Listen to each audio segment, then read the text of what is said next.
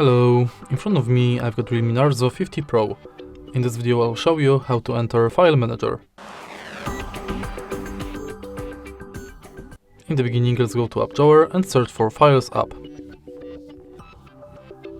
As you can see we've got two files app available, Files by Google and My Files. Firstly, let's go to My Files app provided by Realme. And thanks to this app, we've got access to your internal storage, and the internal storage divided to categories like photos, videos, audio, documents, apps and archives.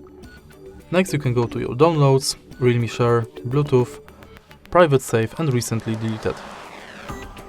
Then you can go to Recents and Tags. In Files by Google you can do the same things, but also you've got access to Clean, thanks to which you can clean trash files from your smartphone, and you can use Nearby Share to quickly send and receive files. And that's basically it.